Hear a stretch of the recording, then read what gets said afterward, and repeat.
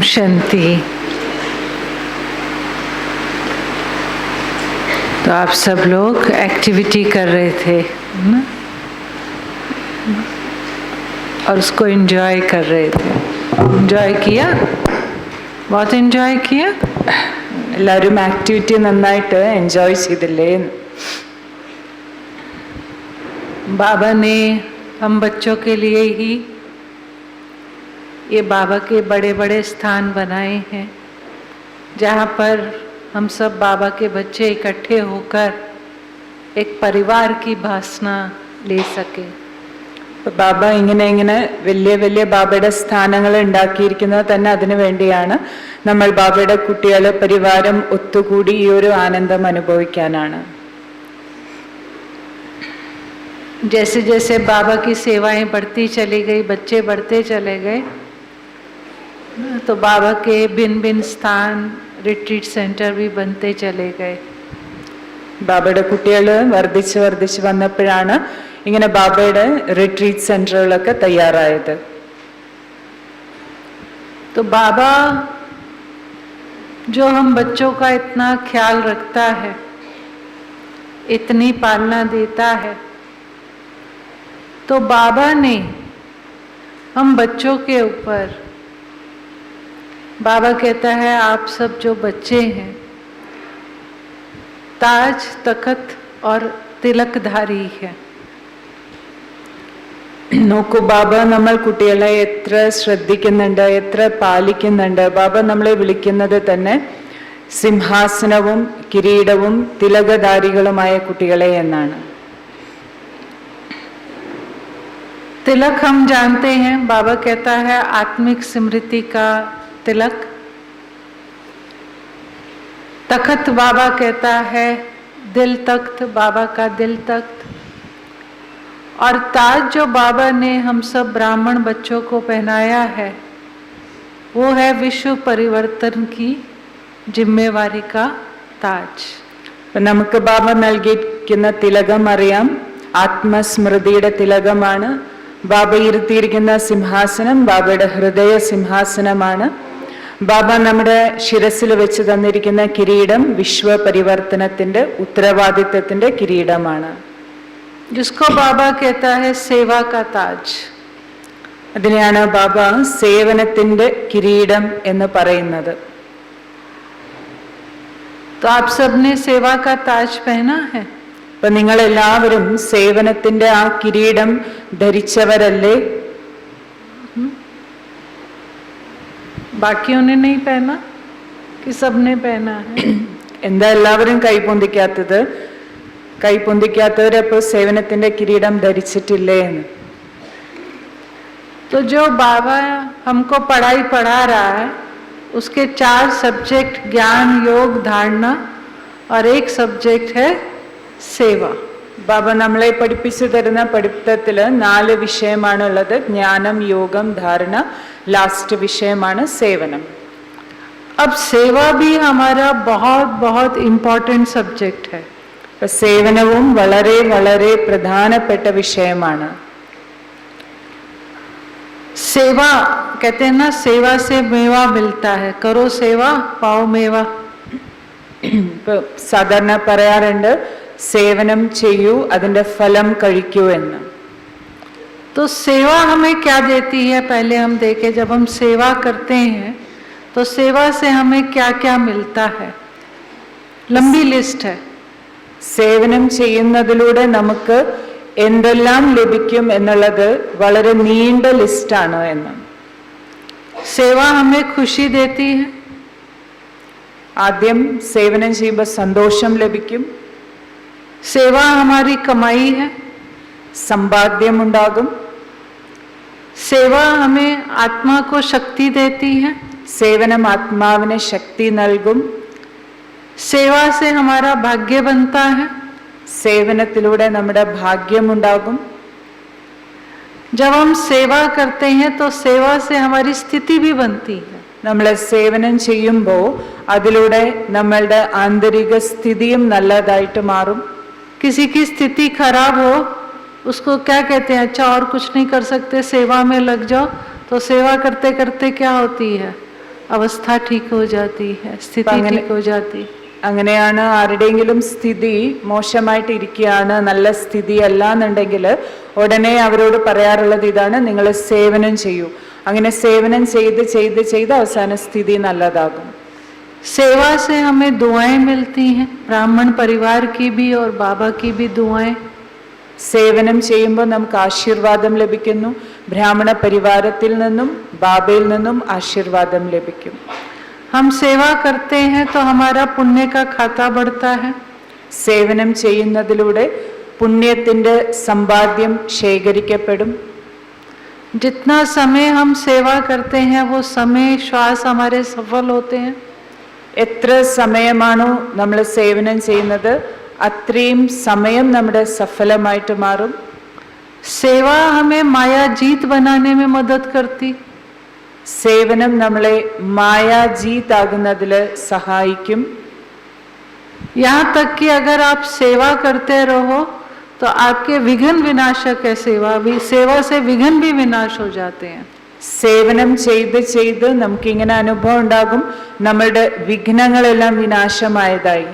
സേവനത്തിലൂടെ വിഘ്നങ്ങൾ വിനാശമാകും.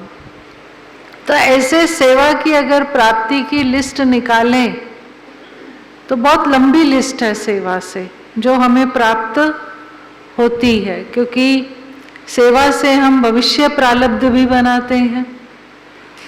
സേവനത്തിലൂടെ ലഭിക്കുന്ന പ്രാപ്തി എന്തൊക്കെയാണെന്നുള്ള ലിസ്റ്റ് എടുത്താൽ വളരെ നീണ്ട ലിസ്റ്റ് ആയിരിക്കും. സേവനത്തിലൂടെ ഭാവിയിലെ പ്രാപ്തിയും നമുക്ക് നേടാൻ സാധിക്കും. और सबसे बड़ी बात कि सेवा जो बाबा कई बार कहता है कि सर्विसेबल बच्चों के ऊपर बाबा की नजर रहती, दृष्टि रहती, बाबा का एक्स्ट्रा प्यार मिलता है. ഇത് നമ്മൾ മുരളിയിൽ കേട്ടിട്ടുണ്ട്. സർവീസബിൾ ആയിട്ടുള്ള കുട്ടികളുടെ മേല് ബാബയുടെ ദൃഷ്ടി എപ്പോഴും പതിക്കുമെന്ന്. बाबा ये भी कहता है सर्विसेबल बच्चों को बाबा याद करता है. ബാബ ഇതും പറയാറുണ്ട്, സർവീസബിൾ കുട്ടികളെ ബാബ എപ്പോഴും ഓർമ്മിക്കും എന്ന്.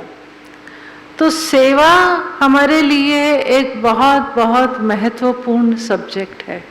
അതുകൊണ്ട് സേവനം എന്നത് നമ്മളെ സംബന്ധിച്ച് വളരെ വളരെ മഹത്വം നിറഞ്ഞ വിഷയമാണ്.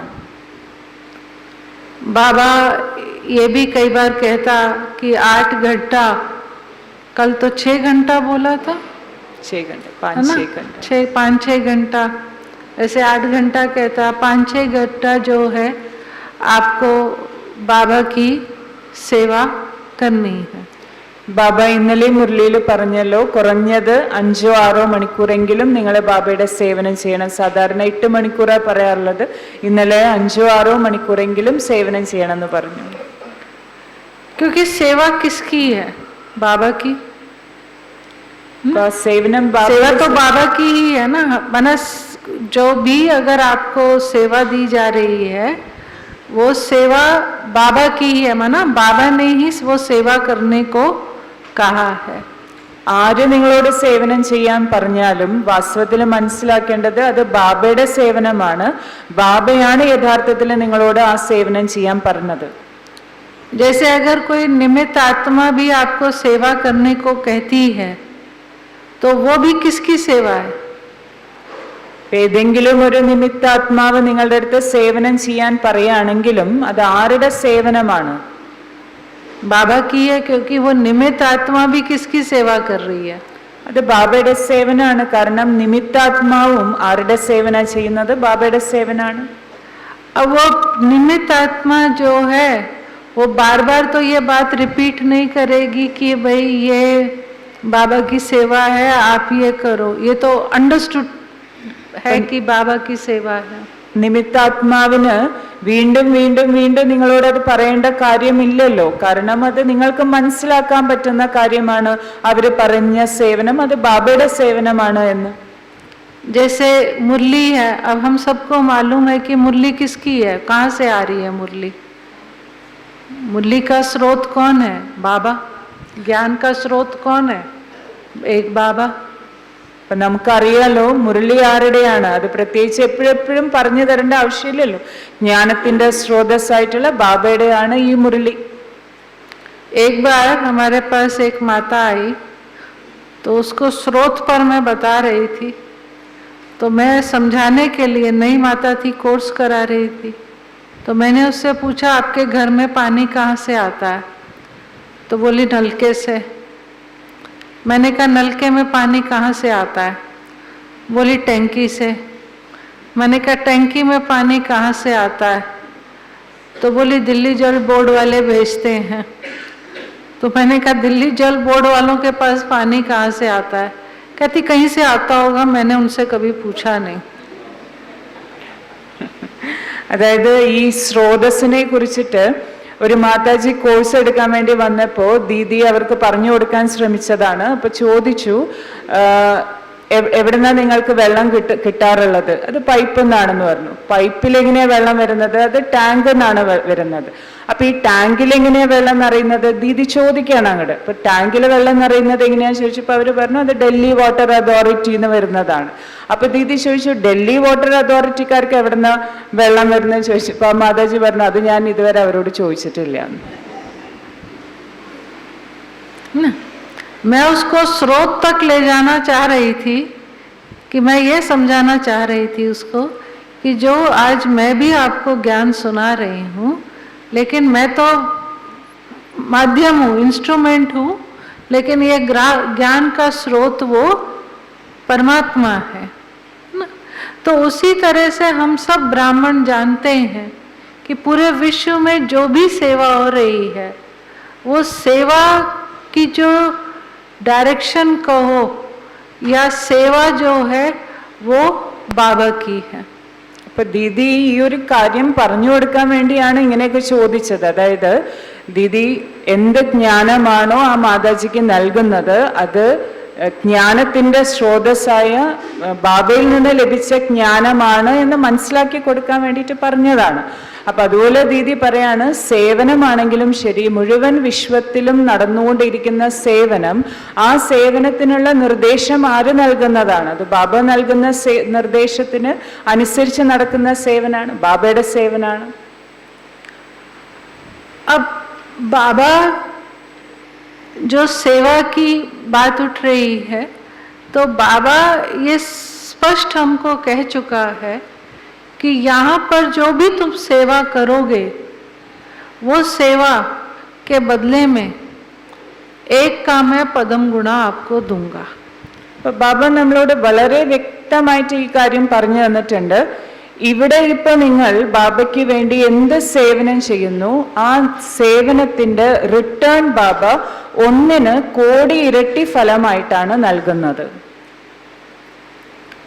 और बाबा ये भी कहता है कि बाबा दाता है, बाबा हमसे कुछ लेता नहीं है. ബാബ ഇതും പറഞ്ഞു തന്നിട്ടുണ്ട്, ബാബ ദാതാവാണ്, അല്ലാതെ ബാബ നമ്മളിൽ നിന്ന് ഒന്നും വാങ്ങിക്കാൻ വേണ്ടി ഇരിക്കുന്ന ആളല്ല. जैसे एक सरकारी नियम होता है, तो सरकारी कायदे अनुसार कोई किसी को गिफ्ट देता है तो कायदे अनुसार अगर वो 5 करोड़ रुपए की प्रॉपर्टी है और वो उसके 5 रुपए उससे लेता है और बदले में 5 करोड़ वाली प्रॉपर्टी देता है, तो वो देना हुआ लेना हुआ. അതായത് നമുക്കറിയാം ആരെങ്കിലും ഒരു പ്രോപ്പർട്ടി ഗിഫ്റ്റായിട്ട് നമുക്ക് തരികയാണെന്നുണ്ടെങ്കിൽ ഇപ്പൊ 5 കോടി രൂപ വില മതിക്കുന്ന പ്രോപ്പർട്ടി നമുക്ക് ഗിഫ്റ്റായിട്ട് തരികയാണ്. അപ്പൊ ഗവൺമെന്റിന്റെ നിയമം ഉണ്ടല്ലോ, ഗിഫ്റ്റായിട്ട് നമുക്ക് പ്രോപ്പർട്ടി വാങ്ങിക്കാം, പക്ഷെ അതിന് കാര്യങ്ങളൊക്കെ ചെയ്യാൻ വേണ്ടിയിട്ട് 5 രൂപ മുടക്കേണ്ടി വന്നു. അപ്പോ അത് വെച്ച് നോക്കുമ്പോ അത് 5 രൂപ നമ്മൾ മുടക്കിയത് 5 കോടി നമുക്ക് കിട്ടുന്നതിന് കമ്പയർ ചെയ്യുമ്പോൾ അവിടെ നമ്മൾ 5 രൂപ മുടക്കി എന്നാണോ പറയേണ്ടത്, 5 കോടി വില മതിക്കുന്ന പ്രോപ്പർട്ടി നമുക്ക് കിട്ടിയെന്നാണോ മനസ്സിലാക്കേണ്ടത്? അപ്പൊ അത് കൊടുക്കലാണോ അതോ നേടലാണോ, എന്താണ് അവിടെ സംഭവിക്കുന്നത്? तो उसी तरह से हम जो बाबा के बच्चे सेवा करते हैं बाबा की, तो हमें ये सदा याद रहना चाहिए, एक कि ये सेवा बाबा की है, दूसरा मैं जो भी कर रहा हूँ ये मैं दे नहीं रहा हूँ, लेकिन एक्चुअल में ये मैं ले रहा हूँ, दाता मुझे देगा, ये निश्चय होना चाहिए। ഇപ്പൊ നമ്മൾ ബാബയുടെ ഏതൊരു സേവനം ചെയ്യുമ്പോഴും ആദ്യം മനസ്സിലാക്കണം ഇത് ബാബയുടെ സേവനമാണ് നമ്മൾ ചെയ്യുന്നത്. രണ്ടാമത് മനസ്സിലാക്കണം ബാബ ദാതാവാണ്. അപ്പൊ നമ്മൾ എന്ത് സേവനം ചെയ്താലും നമ്മളായിട്ട് അങ്ങോട്ട് കൊടുക്കുന്നു ചെയ്യുന്നു എന്നതല്ല, നമ്മൾ എന്ത് ചെയ്യുന്നു അതിന് എത്രയോ മടങ്ങ് തിരിച്ച് ബാബ നമുക്ക് തരികയാണ്, ഞാൻ അതിലൂടെ നേടുകയാണ്, എടുക്കുകയാണ് ചെയ്യുന്നത്. അങ്ങനെ മനസ്സിലാക്കണം. अब बाबा जैसे देन और लेन की बात हो रही है, तो कई बार हम देखते हैं, ये आपने भी कई बार देखा होगा कि कोई व्यक्ति के सामने बहुत बड़ी बात आती है, और जब वो बड़ी बात आती है, लेकिन वो बड़ी बात होते हुए भी, चलो किसी का मेजर एक्सीडेंट होता है या कुछ भी होता है दुनिया में भी, लेकिन वो उसमें से उसको खरोच भी नहीं आती है, तो क्या कहते हैं कि इसको दुआओं ने बचा लिया. അതായത് ആർക്കെങ്കിലും ഇപ്പോൾ ലൗകികത്തിലാണെങ്കിലും നമ്മൾ പറയില്ലേ, ഇപ്പോൾ വലിയൊരു ആക്സിഡന്റ് സംഭവിച്ചു, ആ ആക്സിഡന്റിൽ നിന്നും അദ്ദേഹം രക്ഷപ്പെട്ടു. അപ്പൊ നമ്മൾ സാധാരണ പറയുന്ന ഭാഷ എന്താണ്? ആരുടെയോ ആശീർവാദം കൊണ്ടാണ് നിങ്ങൾ രക്ഷപ്പെട്ടത്, അങ്ങനെ പറയാറുണ്ടല്ലോ. अब यहाँ पर जब हम सेवा करते हैं तो हमें डायरेक्ट, इनडायरेक्ट भी नहीं, डायरेक्ट परमात्मा की दुआएं मिलती हैं, है ना. अब वो जो दुआएं मिलती हैं, जो हम बाबा कई बार कहता है कि अपना दुआओं का खाता देखो, अपना पुण्य का खाता देखो, है ना. तो वो खाता हमारा कैसा है, इसका कैसे पता चलेगा कि मेरा पुण्य का खाता अच्छा है, दुआओं का खाता अच्छा है?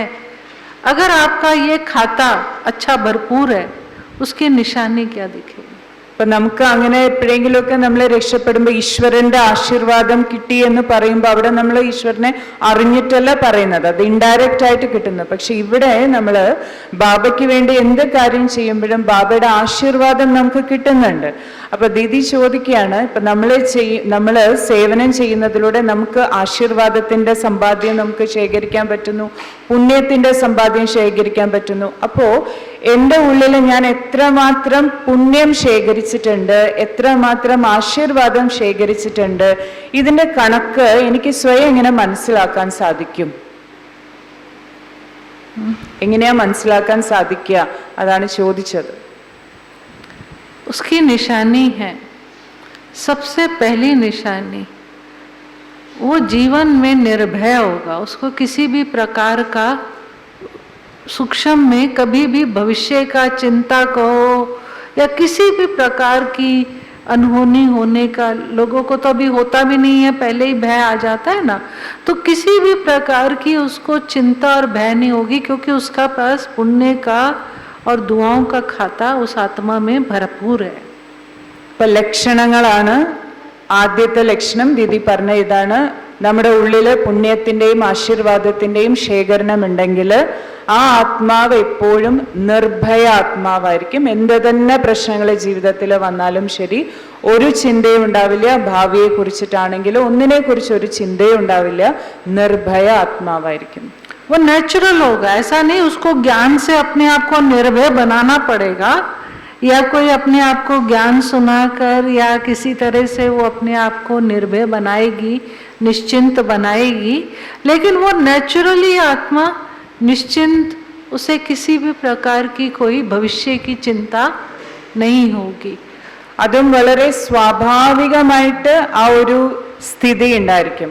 അല്ലാതെ ജ്ഞാനത്തെക്കുറിച്ച് ചിന്തിച്ച് പ്രയത്നിച്ച് അവനവനെ നിർഭയമാക്കി വെക്കുക, നിശ്ചിന്തമാക്കി വെക്കുക, അങ്ങനെയല്ല. അഥവാ മറ്റാരെങ്കിലും ജ്ഞാനം പറഞ്ഞു കൊടുത്ത് അവരെ നിശ്ചിന്തമാക്കുക, അങ്ങനെയൊന്നുമല്ല. അവര് സ്വാഭാവികമായിട്ട് തന്നെ നിർഭയമായിരിക്കും. ഭാവിയെക്കുറിച്ച് യാതൊരു ചിന്തയും അവർക്ക് ഉണ്ടാവില്ല, അലട്ടുന്ന ചിന്ത ഉണ്ടാവില്ല. उसका एक एग्जाम्पल देती हूँ. बहुत साल पहले मैं उदयपुर गई थी, तो वहाँ गई तो मैंने देखा कि एक अच्छा सा रेस्टोरेंट था, तो कुछ कमेटी वाले उस रेस्टोरेंट को तोड़ रहे थे, माना पूरा तोड़ रहे थे ऐसे डंडे मारकर। और थोड़ी देर बाद उस रेस्टोरेंट का मालिक आया गाड़ी में, उसने देखा और हंसता हुआ गाड़ी में बैठ के चला गया, ऐसे मुस्कुराता हुआ। तो मुझे बड़ी हैरानगी हुई कि भाई इसका ये रेस्टोरेंट इतना तोड़ रहे हैं, वो आया है, देखा है और हंसता हुआ गाड़ी में बैठ के चला गया। तो मेरे साथ लोकल जो बहन थी, मैंने उससे पूछा, मैंने कहा इस भाई को इसका पूरा रेस्टोरेंट तोड़ दिया, इसको कोई चिंता या दुख नहीं हो रहा? बोली इसको क्या फ़र्क पड़ता है, ये तो इसका बड़ा छोटा सा है, ये तो करोड़ोपति है। അപ്പോൾ അതിൻ്റെ ഒരു ഉദാഹരണം പറയാണ്. ദീദി ഒരിക്കൽ ഉദയ്പൂരിൽ പോയപ്പോൾ അവിടെ ഒരു റെസ്റ്റോറൻറ്റ് കണ്ടു, വലിയൊരു റെസ്റ്റോറൻ്റ് ആണ്. അപ്പം നോക്കിയപ്പോൾ ഏതോ ഒരു സാമൂഹ്യ വിരുദ്ധരെ പോലെയുള്ള ഒരു കമ്മിറ്റി അംഗങ്ങൾ വന്നിട്ട് ആ റെസ്റ്റോറൻറ്റ് ഫുള്ള് ഇടിച്ച് പൊളിക്കുകയാണ്, അതിനെ നശിപ്പിക്കുകയാണ്. അപ്പോൾ ആ സമയത്ത് അതിൻ്റെ ഓണർ വന്നു, കാറിൽ വന്ന് നോക്കിയ ആൾ തൻ്റെ റെസ്റ്റോറൻ്റ് ആകെ നശിപ്പിക്കുകയാണ്. പക്ഷെ ആൾ ചിരിച്ചിട്ട് ആ കാറിൽ കയറി അങ്ങനെ പോയി. അപ്പോൾ ദീദി അത് കണ്ടപ്പോൾ അതിശയത്തോട് കൂടിയിട്ട് ആ സ്ഥലത്തെ ലോക്കൽ സെൻറ്ററിലെ സിസ്റ്റർ കൂടെ ഉണ്ടായിരുന്നു. ആ സിസ്റ്ററിനോട് ചോദിച്ചു, ഇതെന്താ ഇദ്ദേഹം സ്വന്തം ഹോട്ടലിൽ ഇങ്ങനെ ഒരാൾ കുറേ പേര് വന്ന് നശിപ്പിച്ചിട്ടും സന്തോഷമായിട്ട് പോകുന്നത്? അപ്പോൾ ആ സിസ്റ്റർ പറഞ്ഞു, ഇതിപ്പോൾ ഇത്രയല്ലേ ഉള്ളൂ ഈ ഹോട്ടൽ, അവർക്ക് അദ്ദേഹം കോടിപതിയാണ്, ഇതിനേക്കാളും വലിയ ഹോട്ടലുകൾ വേറെ ഉണ്ട്. अब इसी कंट्रास्ट में आपको एक और एग्जाम्पल सुनाती हूँ. मेरे पास एक भाई आते थे, कोर्स करने आए वो, और वो भी बहुत करोड़पति थे. तो मैंने उनसे पूछा कि आप ये ज्ञान क्यों सीखना चाहते हैं, आपका कोई लक्ष्य है? तो बोला हाँ, मेरा एक लक्ष्य है कि मुझे हमेशा ही भय लगा रहता है. तो मैंने कहा किस बात का भय? तो बोला अगर मैं सोता हूँ तो मुझे लगता है कहीं मेरे पे छत तो नहीं गिर जाएगी. मेरे बच्चों को जरा सी खांसी होती है तो मैं उनको हॉस्पिटल में एडमिट कर देता हूँ. मेरे को गैस होती है, दर्द होता है, तो मैं अपना पूरा हार्ट का चेकअप कराने लग जाता हूँ. मैं न्यूज़पेपर में पढ़ता हूँ आज फलानी गाड़ी का एक्सीडेंट हो गया, उस दिन मैं कार में ही नहीं बैठता हूँ. तो बोला मुझे हमेशा मौत का और मेरे बच्चों का और मेरा हमेशा हमेशा हमेशा मेरे अंदर मौत का भय घूमता रहता है. बाकी मेरे पास ना धन की कमी है, कुछ नहीं है, सब कुछ है. അതുപോലെ ഒരു കോടിപതിയായിട്ടുള്ള ഒരു ഭായി കോഴ്സ് എടുക്കാൻ വേണ്ടിയിട്ട് ദീദിയുടെ അടുത്തേക്ക് വന്നു. അപ്പോൾ ദീദി ചോദിച്ചു, എന്തുകൊണ്ടാണ് താങ്കൾക്ക് തോന്നിയത് ഈ കോഴ്സ് എടുക്കണം എന്ന്? കോടിപതിയാണല്ലോ. അപ്പോൾ അവർ ഉത്തരം പറഞ്ഞു, എനിക്ക് എപ്പോഴും ഭയമാണ്, പ്രത്യേകിച്ച് മരണഭയം എനിക്ക് വല്ലാതെ വരുന്നുണ്ടെന്ന്. അപ്പൊ പറയാണ്, രാത്രി ഉറങ്ങാൻ കിടക്കുമ്പോൾ വിചാരിക്കുന്ന മേലെന്ന് വീട് ഫുൾ ഇടിഞ്ഞു പൊളിഞ്ഞ് താഴേക്ക് എങ്ങാനും വീഴോ പേടി. അതുപോലെ കുട്ടികൾക്ക് എന്തെങ്കിലും അസുഖം വന്നിട്ടുണ്ടെങ്കിൽ അപ്പം അവരെ കൊണ്ട് ഹോസ്പിറ്റലിലേക്ക് പോകും പേടിച്ചിട്ട്. എന്തെങ്കിലും ഗ്യാസിന്റെ ഒരു പ്രോബ്ലം വന്നിട്ടുണ്ടെങ്കിൽ വിചാരിക്കും ഈ ഹാർട്ട് അറ്റാക്ക് എന്തെങ്കിലും ആവുമെന്ന് വിചാരിച്ചിട്ട് അപ്പം ഹാർട്ടിന്റെ ചെക്കപ്പ് ചെയ്യിക്കാൻ പോകും. പിന്നെ ന്യൂസ് പേപ്പറിൽ വായിക്കുകയാണ്, ആർക്കോ എന്തോ ആക്സിഡന്റ് സംഭവിച്ചു, കാർ ആക്സിഡന്റ് സംഭവിച്ചു, അപ്പോൾ ഉടനെ ചിന്ത വരും അന്നത്തെ ദിവസം പിന്നെ കാറിൽ കയറില്ല. അങ്ങനെ എപ്പോഴും മരണഭയം അലട്ടിക്കൊണ്ടിരിക്കുകയാണ്. അത് ആ കോഴ്സിന് വന്നതെന്ന് പറഞ്ഞു. तो इसमें ये बात समझनी है कि विनाशी धन तो विनाशी है. किसी की दबी रहेगी धूल में, किसी की राजा खाए, किसी की चोर लूट कर ले जाएंगे, सफल होगी उसकी जो धनी के नाम लगाए. ये कहावत है. अब जो विनाशी धन है वो धन भी किसी को निश्चिंत कर रहा है कि भाई अगर विनाशी धन की कोई चीज की नुकसान हो गई तो मेरे पास विनाशी धन बहुत है, मैं उस धन से अपना जी लूँगा, मुझे कोई फर्क नहीं पड़ता है. लेकिन जहाँ बात आ रही है अविनाशी धन की, अविनाशी खजाने की, दुआओं का खजाना, पुण्य का खजाना, अगर वो किसी के पास नहीं है तो विनाशी धन होते हुए भी वो कैसा जीवन जी रहा है? भय का जीवन जी रहा है. ഈ ധനമെല്ലാം തന്നെ വിനാശി ധനമാണ്. എന്ന് വേണമെങ്കിലും നമ്മളുടെ കയ്യിൽ നിന്ന് നഷ്ടപ്പെടാവുന്ന ധനമാണ്. അതാണ് ബാബയും മുരളിയിൽ പറയാറില്ലേ, അന്തിമ സമയമാകുമ്പോൾ ഈ ധനമൊക്കെ ഒന്നുമില്ലെങ്കിൽ മണ്ണിനടിയിലേക്ക് പോവും, കാറ്റിൽ പറന്നു പോകും, അല്ലെങ്കിൽ ഗവൺമെന്റ് എടുത്തുകൊണ്ട് പോവും, കൊള്ളക്കാർ കൊണ്ടുപോകുന്നൊക്കെ പറഞ്ഞ് കേൾപ്പിക്കാറുണ്ട്. അപ്പൊ എങ്കിലും നമ്മളിപ്പോ നേരത്തെ എക്സാമ്പിൾ കേട്ടപ്പോൾ ഒരുപാട് ധനമുള്ളവര് വിചാരിക്കും, എന്തെങ്കിലും ചെറിയ നഷ്ടം വന്നാലും വിചാരിക്കും എൻ്റെ അടുത്ത് ഇത്രയും വേറെ കുറെ ധനമുണ്ടല്ലോ, ഞാൻ എങ്ങനെയെങ്കിലും ജീവിച്ചോളാം.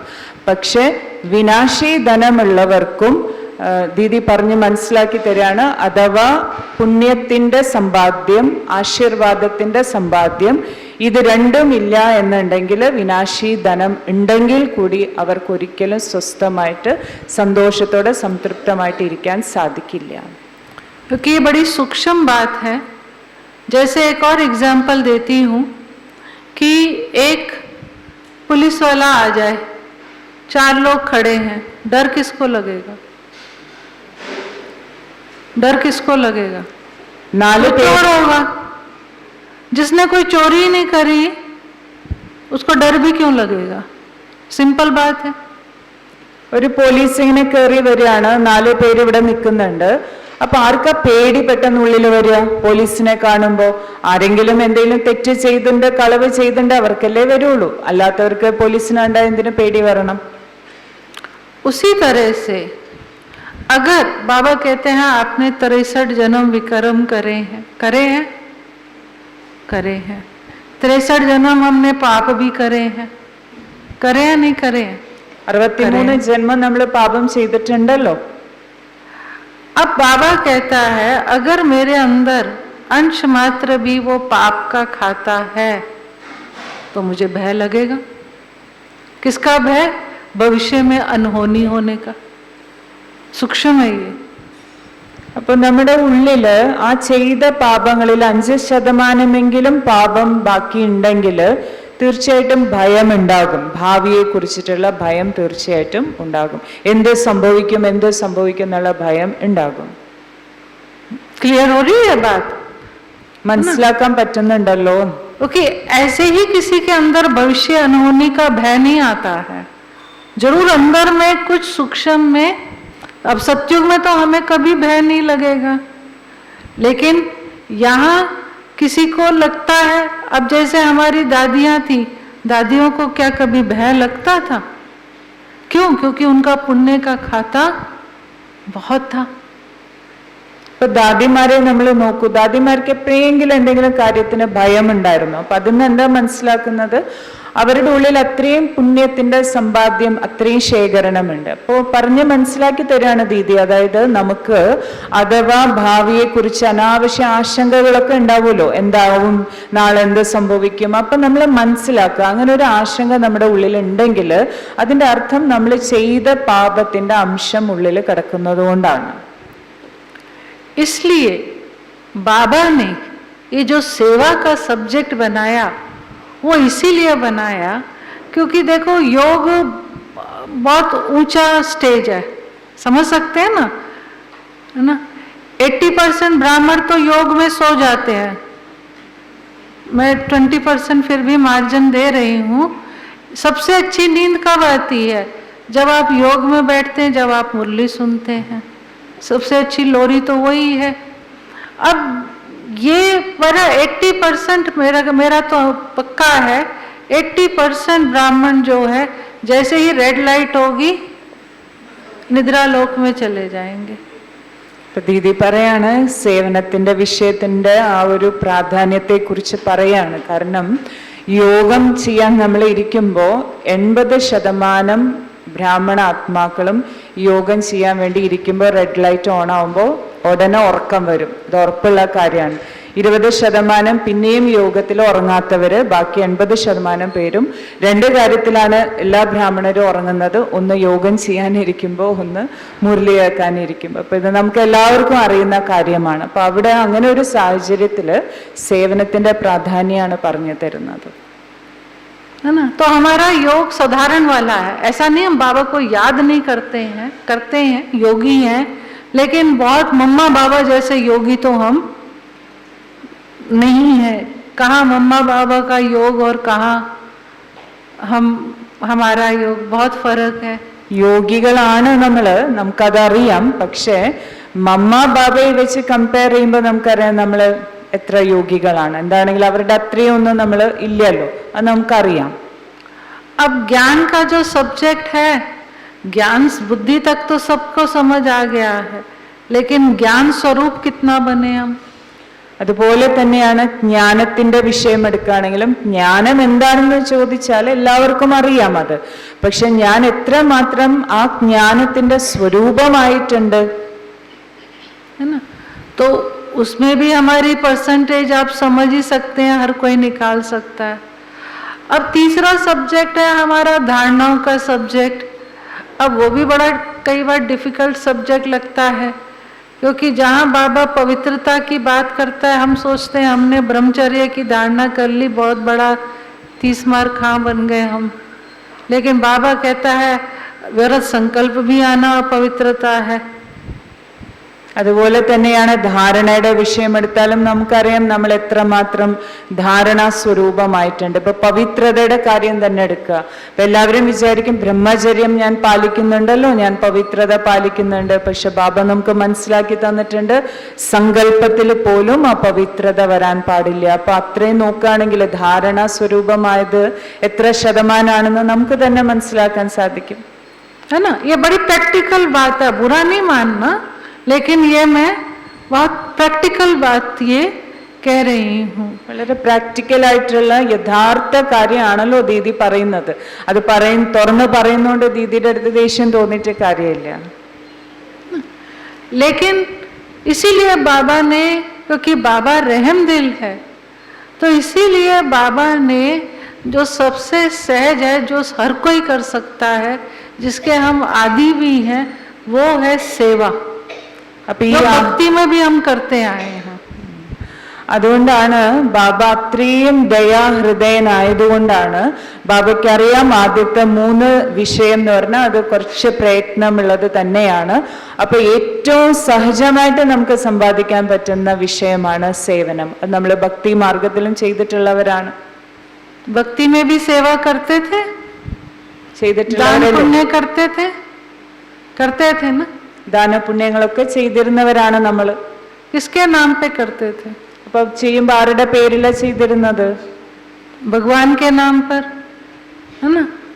अब भक्ति में भी हमें इतनी समझ तो थी कि हम जो भी अच्छा काम कर रहे हैं, दान पुण्य कर रहे हैं या कोई भी सेवा कर रहे हैं, तो जहाँ हम धर्मशाला बना रहे हैं या हॉस्पिटल बना रहे हैं या जो भी कर रहे हैं, तो वहाँ के जो रहने वाले हैं हॉस्पिटल में या आने, वो मुझे रिटर्न नहीं देंगे. रिटर्न कौन देगा? भगवान देगा. इतनी तो अकल भक्ति में भी थी. ഇപ്പൊ ഭക്തിയിൽ പോലും നമുക്ക് ആ ഒരു വിവേകം ഉണ്ടായിരുന്നു. നമ്മൾ ദാനപുണ്യങ്ങളുടെ കർമ്മം ചെയ്യുമ്പോൾ അതിന്റെ ഫലം എനിക്ക് ഈശ്വരൻ തരും. ഇപ്പൊ ഒരു ധർമ്മശാല പണിതു കൊടുക്കുകയാണ്, ഒരു ഹോസ്പിറ്റൽ പണിതു കൊടുക്കുകയാണ്, ആ ഹോസ്പിറ്റലിൽ കിടക്കുന്ന രോഗികളല്ലല്ലോ നമുക്ക് അതിന്റെ റിട്ടേൺ തരുന്നത്. നമ്മൾ മനസ്സിലാക്കിയിരുന്നു അതിന്റെ എല്ലാം റിട്ടേൺ ഈശ്വരൻ തന്നെയാണ് എനിക്ക് തരുന്നത്. അത്രയും വിവരം നമുക്ക് ഭക്തി മാർഗത്തിൽ ഉണ്ടായിരുന്നു. अब एक भिखारी भी भीख मांगता है तो कैसे मांगता है कि तू 1 पैसा देगा वो 10 लाख देगा. उसका भाव ये है कि तू मुझे 1 रुपया दे रहा है, मुझसे रिटर्न की एक्सपेक्टेशन मत रखना, क्योंकि मैं तुमको इसका रिटर्न देने वाला नहीं हूँ. रिटर्न तेरे को याद दिला रहा है, तेरे को रिटर्न ऊपर से ही मिलेगा. ഇപ്പൊ നമ്മുടെ വീട്ടില് ധർമ്മം ചോദിച്ച് വരില്ലേ യാചകരൊക്കെ വരുമ്പോ അവർക്ക് നമ്മളിപ്പോ 1 രൂപ കൊടുത്തിട്ടുണ്ടെങ്കിൽ അവരെന്താ പറയാ, ഇതിന് 10 ലക്ഷം ഇരട്ടിയായിട്ട് ഈശ്വരൻ നിങ്ങൾക്ക് റിട്ടേൺ തരുന്നല്ലേ പറയാറ്. അല്ലാതെ ഞാൻ നിങ്ങൾക്ക് റിട്ടേൺ തരുന്ന ഒരിക്കലും ആ യാചകൻ പറയാറില്ലല്ലോ. ഈശ്വരന്റെ പേരാണ് അവിടെ യൂസ് ചെയ്യുന്നത്. तो एक बात ये अपनी बुद्धि में पक्की डाल लो कि इस दुनिया में अगर कोई दाता है तो एक बाबा है. അതുകൊണ്ട് ഇത് ബുദ്ധിയിൽ നല്ല ദൃഢമാക്കി വെക്കണം. ഈ ലോകത്തില് ഒരു ദാതാവ് ഉണ്ടെങ്കിൽ അതൊരേ ഒരു ബാബ മാത്രമാണ്. दाता माना कि अगर आपको दुआएं चाहिए, पुण्य चाहिए, खुशी चाहिए, गुण चाहिए, शक्तियां चाहिए, कुछ भी चाहिए, दाता स्रोत वो एक ही है. ദാതാവ് എന്ന് പറഞ്ഞാൽ നമുക്ക് പുണ്യം വേണോ, ആശീർവാദം വേണോ, സന്തോഷം വേണോ, ഗുണം വേണോ, ശക്തി വേണോ, എല്ലാം തരുന്ന ദാതാവ് ആ ഒരേ ഒരു ബാബ മാത്രമാണ്. अब यहाँ पर एक लेकिन आ जाता है, जो बाबा भी कहता है, लेकिन बाबा ने एक नियम बनाया हुआ है, चाहे वो भक्ति में है, ये नियम द्वापर से चला आ रहा है, चाहे भक्ति मार्ग का नियम है, चाहे ज्ञान मार्ग का नियम है. वो नियम क्या है? जो करेगा वो पाएगा, ये नियम है. ഇതെല്ലാം ആണെങ്കിലും അത് കഴിഞ്ഞാൽ ഒരു പക്ഷേ തീർച്ചയായിട്ടും പറയേണ്ടി വരും. ഇപ്പൊ ബാബെ മുരളിയിൽ പറയാറുണ്ടല്ലോ, അപ്പൊ ഇതൊരു നിയമമാണ്. അത് ഭക്തിയിലാണെങ്കിലും ശരി, ജ്ഞാനമാർഗത്തിലാണെങ്കിലും ശരി, ആർക്കാണ് നേടാൻ സാധിക്കുക? അതായത് ബാബ പറയാറുണ്ട്, ആര് ചെയ്യുന്നു അവർക്കേ നേടാൻ സാധിക്കുള്ളൂ, അവർക്കേ റിട്ടേൺ ലഭിക്കുകയുള്ളൂ. അത് നിയമമാണ്. आपको भी नौकरी करते हैं तो सैलरी पूरा महीना काम करते हैं, तब 30 तारीख को सैलरी मिलती है. നമ്മൾ ലൗകിക ജോലി ചെയ്യുമ്പോൾ നമുക്കറിയാം, ഒരു ഓഫീസിൽ ജോലി ചെയ്യുകയാണെങ്കിൽ എത്ര ദിവസം നമ്മൾ ജോലി ചെയ്തു അതനുസരിച്ചേ നമുക്ക് സാലറി കിട്ടുള്ളൂ. तो बाबा भी कहता है कि कई बार हम बाबा को से बोलते हैं कि बाबा आप उसकी बहुत मदद करते हो, मेरी कम करते हो. तो बाबा भी कब, बाबा कहता है मैं किसके रिटर्न में आपकी मदद करूं? आपने बाबा के यज्ञ में क्या किया है जिसका मैं रिटर्न दूं आपको? क्योंकि वो उसने नियम बना रखा है कि अगर तुम कुछ करोगे तो मैं उसके रिटर्न में तुमको पदम गुना मदद करूंगा. अब हम कुछ करें ना और उम्मीद रखें कि बाबा मेरी मदद करेगा, तो बाबा कहता है बच्चे मैं भी नियम में बंधा हुआ हूं कि जब तक तुम कुछ नहीं करोगे तो मैं भी तुम्हें रिटर्न में कुछ नहीं दे सकता. ചിലപ്പോൾ നമ്മൾ തന്നെ ബാബയുടെ അടുത്ത് ഇങ്ങനെ ചോദിക്കാറുണ്ട്, ബാബ അവർക്ക് ബാബ ഒരുപാട് സഹായിക്കുന്നുണ്ടല്ലോ, എന്നെ എന്താ അത്ര സഹായിക്കാതെ? അപ്പൊ ബാബ തിരിച്ച് നമ്മളോട് ചോദിക്കും, നിന്നെ സഹായിക്കാൻ മാത്രം നീ എന്താണ് അതിനനുസരിച്ച് ചെയ്തിട്ടുള്ളത്? കാരണം നമ്മൾ എന്താണോ ചെയ്തത് അതിനെ ബാബ റിട്ടേൺ തരുള്ളൂ. നമ്മളൊന്നും ചെയ്തിട്ടില്ലെങ്കിൽ ബാബ എങ്ങനെ നമുക്ക് അതിന്റെ റിട്ടേൺ നൽകും? അപ്പൊ തീർച്ചയായിട്ടും നമുക്ക് ബാബയുടെ സഹായം വേണമെങ്കിൽ അതിനനുസരിച്ച് നമ്മൾ ബാബയ്ക്ക് വേണ്ടി ചെയ്തിരിക്കണം. ബാബയ്ക്ക് ഒന്നും ചെയ്യാതെ വെറുതെ നമ്മൾ പ്രതീക്ഷ മാത്രം വെക്കുക, ബാബ എന്നെ സഹായിക്കണം, ബാബ എന്നെ സഹായിക്കണം. ബാബയ്ക്ക് ഒരിക്കലും സഹായിക്കാൻ പറ്റില്ല. ബാബ പറയും, ഞാനും ഈ നിയമത്തില് ബന്ധിതനാണ്, നിങ്ങൾ ചെയ്താൽ മാത്രമേ എനിക്ക് അതിന്റെ റിട്ടേൺ നിങ്ങൾക്ക് നൽകാൻ സാധിക്കൂ, അല്ലാതെ നൽകാൻ എനിക്ക് സാധിക്കില്ല. है ना? तो इसीलिए जैसे मैं अपना बताती हूँ, हम सब नियमित आत्माएं हैं, तो मेरे को हमेशा ये रहता है कि अगर मेरे को बाबा के घर से खाना मिल रहा है, रहने को मिल रहा है, बाबा के घर से मुझे कपड़े मिल रहे हैं, सब सुख सुविधा मिल रही है, तो क्या मैं उतना बाबा की सेवा करती हूँ? ദീദി എപ്പോഴും അവനവനെ പ്രതി അങ്ങനെ ചിന്തിക്കാറുണ്ട്. അതായത് ഇപ്പൊ ഏത് സെന്ററിലാണോ ഞാൻ നിൽക്കുന്നത് അവിടുന്ന് എനിക്ക് ഭക്ഷണം കിട്ടുന്നു, എനിക്ക് ധരിക്കാനുള്ള വസ്ത്രം കിട്ടുന്നു, ഞാൻ അവിടെ താമസിക്കുന്നു, എല്ലാ സുഖ സൗകര്യങ്ങളും എനിക്ക് ലഭിക്കുന്നു. അപ്പൊ ദീദി ചിന്തിക്കാറുണ്ട്, ഇതെല്ലാം ഞാൻ ബാബയുടെ ഭണ്ഡാരയിൽ നിന്ന് എടുക്കുകയാണ്. അപ്പോ അത് നേടാൻ മാത്രം ഞാൻ അത്രയും ബാബയ്ക്ക് തിരിച്ച് സേവനം ചെയ്യുന്നുണ്ടോ? क्योंकि जब मैं यज्ञ में समर्पित हुई तो उससे पहले मैं नौकरी करती थी. तो जब मैं यज्ञ में समर्पित हुई तो मैंने जो भी मेरे पास था, जो मैंने खुद कमाया था, मेरे पास गाड़ी थी, बैंक में बैलेंस था, अपना कंप्यूटर था, जो मैंने खुद मेहनत करके चीज़ें बनाई थी, वो सारा कुछ, यहाँ तक कि जो मेरे कपड़े भी थे, वो सब कुछ मैंने यज्ञ में स्वाहा कर दिया था. एक आना भी नहीं रखा था. ദീദി യജ്ഞത്തില് സമർപ്പണമാകുന്നേക്കാളും മുമ്പ് ദീദി ലൗകിക ജോലി ചെയ്തിരുന്നു. അപ്പൊ ദീദി പറയാണ്, സമർപ്പണമായ സമയത്ത് എന്തെല്ലാം ഞാൻ ലൗകിക ജോലി ചെയ്ത് സമ്പാദിച്ചു, ധനമാണെങ്കിലും വസ്തുക്കളാണെങ്കിലും വസ്ത്രങ്ങളാണെങ്കിൽ കൂടി എന്തെല്ലാം തൻ്റെ കയ്യിലുണ്ടായിരുന്നോ അതെല്ലാം യജ്ഞത്തിലേക്ക് സമർപ്പണം ചെയ്തു എന്ന്. क्योंकि मुझे स्पष्ट था कि अगर एक आना भी रखूंगी तो एक आने में भी बुद्धि जाएगी मेरी. കാരണം ഞാൻ എൻ്റെ എന്ന് പറഞ്ഞ് എന്തെങ്കിലും ഒന്ന് എൻ്റെ അടുത്ത് വെച്ചിട്ടുണ്ടെങ്കിൽ ആ ഒരു അണ പോലും അതിൻ്റെ ചിന്ത പോലും എൻ്റെ ബുദ്ധിയിൽ എപ്പോഴും വന്നുകൊണ്ടിരിക്കും. അതുകൊണ്ട് സർവ്വതും ബാബയുടെ യജ്ഞത്തിൽ കൊടുത്തു. इसलिए चिंता तो मुझे कोई है नहीं, क्योंकि भगवान खिला रहा है और वो अंत तक दाल रोटी तो खिलाएगा. അതുകൊണ്ട് എനിക്ക് യാതൊരു ചിന്തയുമില്ല. എന്നെ ഭഗവാൻ നോക്കും, കഴിപ്പിക്കും. ബാബ പറഞ്ഞിട്ടുണ്ട് ദാൽ റോട്ടി എന്താണെങ്കിലും കുട്ടിക്ക് തരും.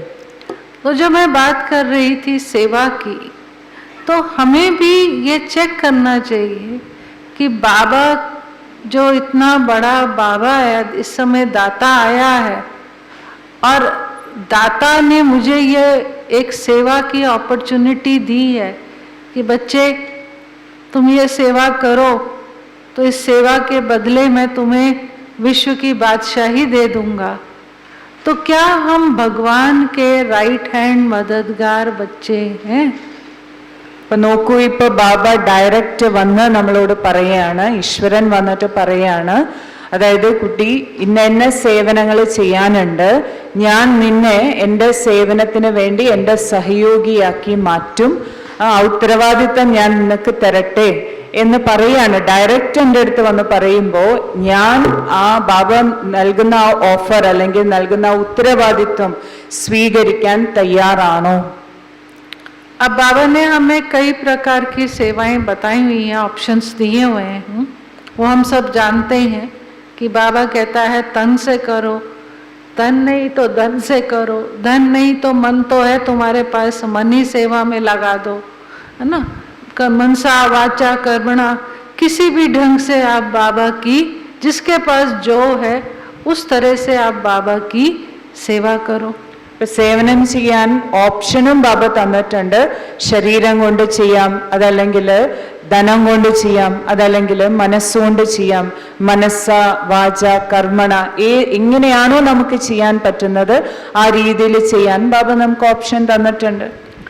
अब बाबा कहता ये भी स्पष्ट है हमें कि अब हम भक्ति मार्ग में तो नहीं जाएंगे कोई पुण्य कमाने, जाएंगे बाहर. तो अब हमारा दान पुण्य कहो, सहयोग कहो, सब कुछ कहो, वो क्या है? वो बाबा है. पक्का ब्राह्मण तो के लिए सब कुछ क्या है? बाबा है. और बाबा का घर है, बाबा का यज्ञ है ना. जिसको बाबा कहता है कि ये हॉस्पिटल कम यूनिवर्सिटी है, ये धर्मशाला भी है तो हॉस्पिटल भी है, तो ये विश्वविद्यालय भी है. लोग यही बनवाते हैं ना. तो सब कुछ क्या है? यही है. इन्हीं बाबा का घर ही है. ഇനിയിപ്പോ നമ്മൾ ആരും പുണ്യം ശേഖരിക്കാൻ, ആശീർവാദം ശേഖരിക്കാൻ പുറത്തേക്ക് പോവില്ലല്ലോ, ഭക്തി മാർഗത്തിലേക്ക് പോവില്ലല്ലോ. ബാബയുടെ പക്ക കുട്ടികൾക്ക്, ബ്രാഹ്മണ കുട്ടികൾക്ക് അറിയാം ഇപ്പോ ഇനി സർവ്വതും ബാബയാണ്, ബാബയുടെ വീടാണ്, ബാബയുടെ യജ്ഞമാണ്. അതുകൊണ്ടാണ് ബാബ പറയാറില്ലേ, ബാബയുടെ വീട്, ബാബയുടെ യജ്ഞം വിദ്യാലയവുമാണ്, ഹോസ്പിറ്റലുമാണ്, ധർമ്മശാലയുമാണ്, എല്ലാമാണ്. സാധാരണ ഭക്തിയില് പുണ്യം ശേഖരിക്കാൻ വേണ്ടി ഇതൊക്കെയല്ലേ എല്ലാവരും പണിത് കൊടുക്കുന്നത്. അപ്പൊ ബാബയുടെ വീട് ഇതെല്ലാമാണ്. बाबा ने तो बहुत सहज कर दिया. भक्ति में हॉस्पिटल अलग जाके करो तो हेल्थ मिलेगी, है ना. विश्वविद्यालय अलग खोलो तो आपको अगले जन्म में बाबा कहता है अच्छी बुद्धि मिलेगी. फिर धर्मशाला बनाओ तो घर मिलेगा. तो बाबा ने कहा कि आप एक ही में सब कुछ समाया हुआ है. उल्टा बाबा ने तो हमको बहुत बहुत सहज कर दिया है. വാസ്തവത്തില് ബാബ ഇപ്പോ നമുക്കെല്ലാം സഹജമാക്കി തന്നിരിക്കുകയാണ്. അല്ല എങ്കിലും നോക്ക്, ഭക്തി മാർഗത്തിന്റെ രീതിയാണെങ്കിൽ ഇപ്പൊ ആരെങ്കിലും ഒരു ഹോസ്പിറ്റൽ പണിത് കൊടുത്താലാണ് അവർക്ക് അടുത്ത ജന്മം നല്ല ആരോഗ്യം കിട്ടുന്നത്. അതുപോലെ ധർമ്മശാല പണിത് കൊടുത്തിട്ടുണ്ടെങ്കിൽ നല്ല സുഖ സൗകര്യങ്ങളുള്ള ജീവിതം കിട്ടും.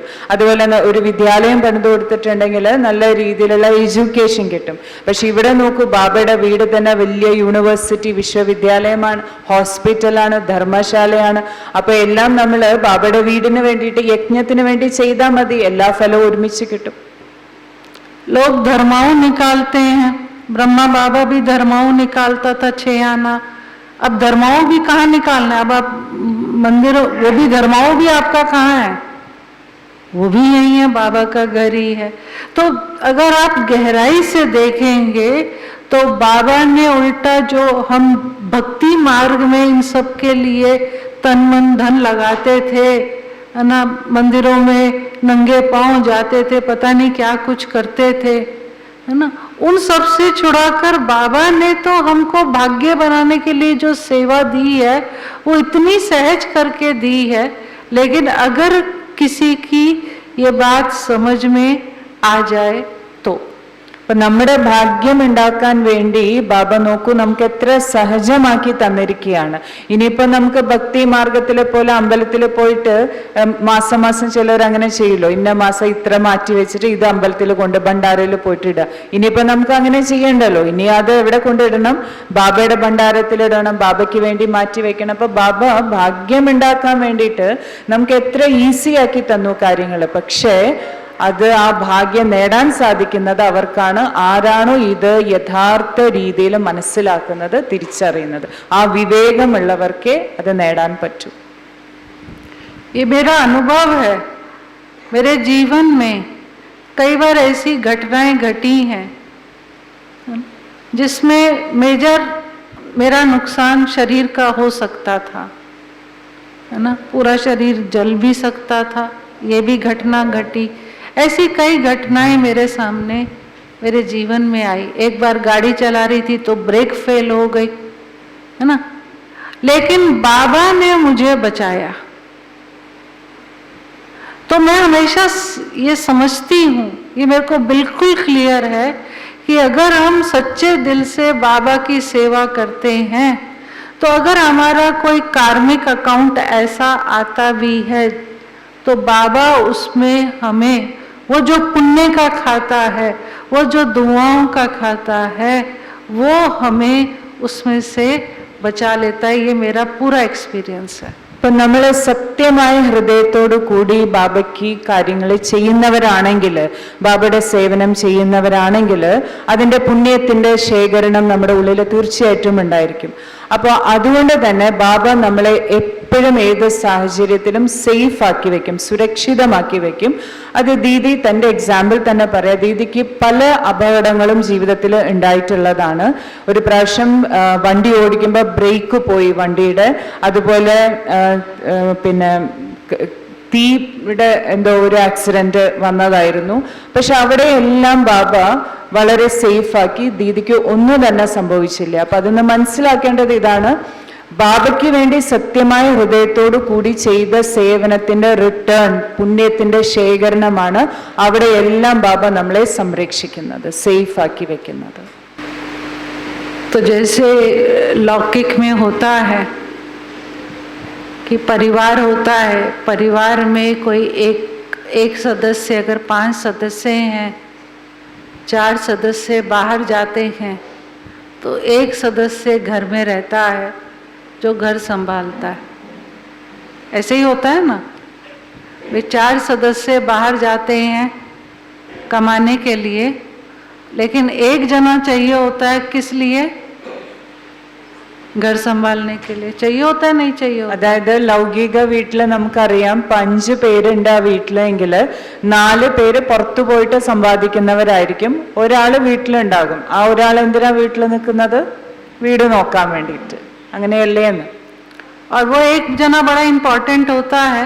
अगर वो एक जना भी घर में संभालने वाला ना हो तो आप शाम को घर आएंगे तो एक दूसरे की शक्ल देखेंगे, भी खाना कौन बनाएगा। ആ ഒരാള് വീട്ടിലില്ലെങ്കിൽ വലിയ ബുദ്ധിമുട്ടായിരിക്കും. കാരണം പുറത്തുപോയ 4 പേര് തിരിച്ച് വീട്ടിൽ വരുമ്പോ അങ്ങോട്ടും ഇങ്ങോട്ടും മുഖത്തോട് മുഖം നോക്കും. കാരണം ഭക്ഷണം ഇനി ആരാ ഉണ്ടാക്കാൻ പോണത്? माना वो उस घर में शांति नहीं रह सकती, ആ വീട്ടില് ശാന്തി ഉണ്ടാവില്ല. एक जना घर संभालने वाला चाहिए। मानते हैं इस बात को? അപ്പൊ അത് നിങ്ങൾ അംഗീകരിക്കുന്നല്ലേ? ആ വീട് നോക്കാൻ ഒരാൾ എന്താണെങ്കിലും ഉണ്ടാവണം. उसी तरह से ये सब बाबा के घर हैं। सेंटर क्या है? സെന്ററും എന്താണ്? ബാബയുടെ വീടാണ്. और आपका? आप सबका? അപ്പൊ നിങ്ങളുടെ आपका എല്ലാവരുടെയും भी घर है कि बहनों का घर है? അപ്പൊ നിങ്ങളുടെയും വീടല്ലേ അതോ സഹോദരിമാരുടെ സിസ്റ്റേഴ്സിന്റെ മാത്രം വീടാണോ സെന്റർ? सबका घर है ना? എല്ലാവരുടെയും बाबा का വീട്. घर माना सबका घर. ബാബയുടെ വീട് എല്ലാവരുടെയും വീട്. अब बाबा के लाखों बच्चे हैं, ब्राह्मण बच्चे, है ना? उसमें से 25-30 हजार बच्चे जो हैं उसने घर में बिठाए हुए हैं कि तुम घर संभालो हमारे जैसे. ലക്ഷക്കണക്കിന് ബാബയ്ക്ക് കുട്ടികളുണ്ട്. അതില് ആയിരക്കണക്കിന് കുട്ടികൾ തന്നെയാണ് ബാബ വീട് നോക്കാൻ വേണ്ടിയിട്ട് നമ്മളെ പോലെ സമർപ്പണമായിട്ടുള്ള സിസ്റ്റേഴ്സിനെ വീട് നോക്കാൻ വേണ്ടിയിട്ട് സെന്ററിൽ വെച്ചിരിക്കുകയാണ്. ലക്ഷക്കണക്കിന് കുട്ടികൾ, ആയിരക്കണക്കിന് പേരെ. ठीक है. अब बाबा के घर हमारी ड्यूटी क्या है कि कोई भी बाबा के घर बच्चा है उसको कोर्स कराओ, उसके बैठने की सुविधा अच्छी होनी चाहिए, उनको टोली खिलाओ, उनको थर्सडे को भोग खिलाना, ये सब ड्यूटी बाबा ने हमको दे रखी है कि बाबा के घर कोई भी आएगा तो आपको उसको पालना इस तरह से देनी है. ठीक है. ബാബയുടെ സെന്ററിലുള്ള സിസ്റ്റേഴ്സിന് ബാബ കൊടുത്ത ഉത്തരവാദിത്തം എന്താണ്? ബാബയുടെ സെന്ററിൽ ബാബയുടെ വീട്ടിൽ ആര് വരുന്നോ അവരെ പാലിക്കുക. കോഴ്സിന് വരുന്നവർക്ക് കോഴ്സ് കൊടുക്കുക, ഭോഗ് കൊടുക്കുക, വ്യാഴാഴ്ച ദിവസം എല്ലാവർക്കും പ്രസാദം ഉണ്ടാക്കി കൊടുക്കുക. അപ്പൊ എല്ലാ രീതിയിലും ബാബയുടെ സെന്ററിൽ വരുന്നവർക്ക് എല്ലാ സുഖ സൗകര്യങ്ങളും നൽകി പാലന കൊടുക്കാൻ വേണ്ടിയിട്ടാണ് സിസ്റ്റേഴ്സിനെ ബാബ സെന്ററിൽ നിർത്തിയിരിക്കുന്നത്. तो आप सब बहनों ने, बाबा ने जो बहनों को ड्यूटी दी, जहाँ जहाँ भी जिस जिस सेंटर पे जाते हैं तो बहनें आपका ख्याल रखती हैं, संतुष्ट हैं? അപ്പൊ നിങ്ങളും അങ്ങനെ മനസ്സിലാക്കുന്നില്ലേ? നിങ്ങളുടെ സെന്ററിലുള്ള സിസ്റ്റേഴ്സ് ആരൊക്കെയാണോ ആ സിസ്റ്റേഴ്സ് നിങ്ങളെ പാലിക്കുന്നില്ലേ? ഇപ്പൊ ഈ പറഞ്ഞ പോലെ തന്നെ നിങ്ങൾക്ക് പാലന നൽകുന്നില്ലേ? बहनों को मार्क्स हाथ खड़े करके तो संतुष्ट है ना? दिल से हाथ खड़ा कर रहे. आप ഹൃദയം കൊണ്ട് കൈ പൊന്തിക്കാൻ നിങ്ങൾ എല്ലാവരും സന്തുഷ്ടമല്ലേ? संतुष्ट नहीं है? बहनों से संतुष्ट नहीं है? हाँ? नहीं है बोलते. अच्छा, फिर आप मेरे से मिलना, मेरे को बताना क्या असंतुष्ट. സന്തുഷ്ടമാണോ നിങ്ങള് സെന്ററിലെ സിസ്റ്റേഴ്സ് ഈ രീതിയിൽ നിങ്ങളെ പാലിക്കുന്നുണ്ട് എന്നുള്ള കാര്യത്തിൽ സന്തുഷ്ടമാണോ എന്നാണ് ചോദിച്ചത്.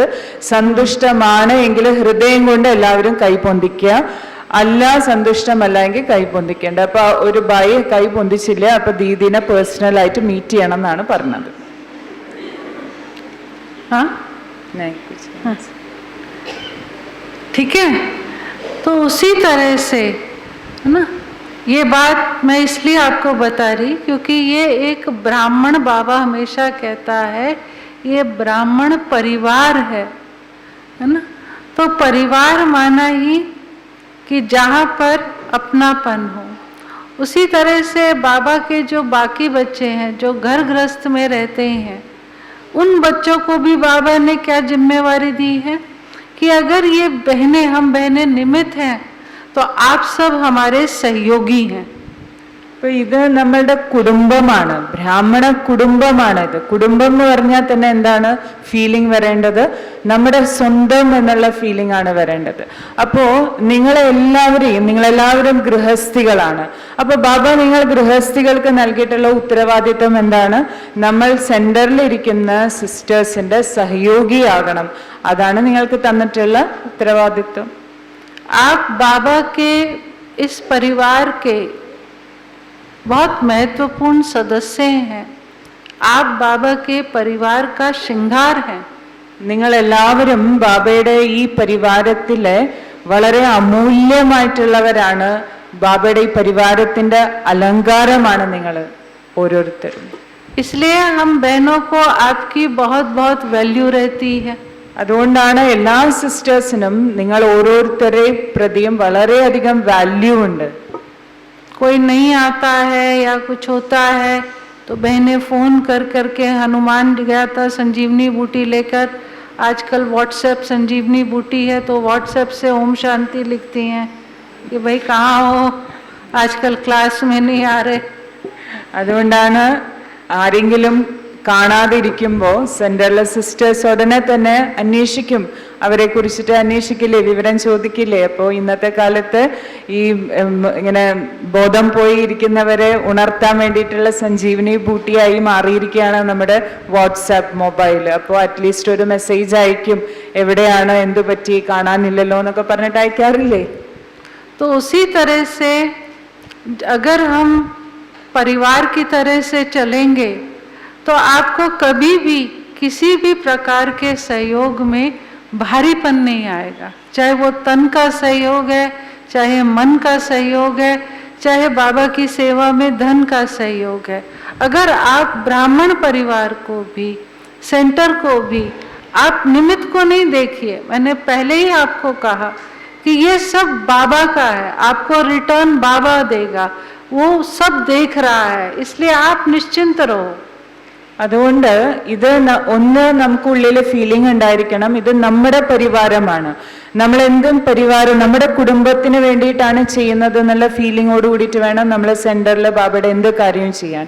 രണ്ടാമത് നമ്മൾ എപ്പോഴും മനസ്സിലാക്കേണ്ടത്, നമ്മൾ ഏത് സിസ്റ്റർ അവിടെ നിമിത്തമാണ് അവർക്ക് വേണ്ടി എല്ലാ കാര്യം ചെയ്യുന്നത്, അവരെല്ലാം നമുക്ക് റിട്ടേൺ നൽകുന്നത്. ബാബ പറഞ്ഞിട്ടുണ്ട്, നിങ്ങൾ ബാബയുടെ കാര്യമാണ് ചെയ്യുന്നത്, അതിന്റെ റിട്ടേൺ ബാബ നിങ്ങൾക്ക് ഡയറക്റ്റ് നൽകും, അല്ലാതെ നിമിത്തമായിട്ടുള്ള സിസ്റ്റർ അല്ല നൽകുന്നത്. അപ്പൊ അതുകൊണ്ട് പരിവാരം എന്നുള്ള ഈ ഫീലിങ്ങോട് കൂടിയിട്ട് ബാബ എനിക്ക് റിട്ടേൺ നൽകുന്നുള്ള ഫീലിങ്ങോട് കൂടിയിട്ട് വേണം നമ്മൾ ബാബയുടെ കാര്യങ്ങൾ ചെയ്യാൻ. तो वो हमें चेक करना है कि जो मेरी जिम्मेवारी है ना, जो मुझे बाबा ने जिम्मेवारी दी है कि जो भी निमित्त स्थान है या सेंटर है, वहाँ क्या मैं सच्चे दिल से बाबा का सहयोगी बन रहा हूँ. क्योंकि बाबा ने ये स्पष्ट शब्दों में कहा है, जो सहयोगी है वही योगी बनेगा. ഇപ്പൊ ബാബ വളരെ സ്പഷ്ടമായ വാക്കുകളിൽ ഇത് പറഞ്ഞിട്ടുണ്ട്, ആരാണോ ബാബയുടെ സഹയോഗി അവരാണ് യഥാർത്ഥ യോഗി. അപ്പൊ നമ്മൾ നമ്മുടെ ഹൃദയത്തിനോട് സത്യസന്ധമായിട്ട് ചോദിക്കുക, ഞാൻ ബാബ എനിക്ക് തന്നിട്ടുള്ള ഉത്തരവാദിത്വം, അതായത് ഞാൻ എൻ്റെ സെന്ററിന്റെ ബാബയുടെ വീടിന്റെ യജ്ഞത്തിന്റെ യഥാർത്ഥ സഹയോഗിയാണോ. बहन जी एक प्रश्न पूछूं.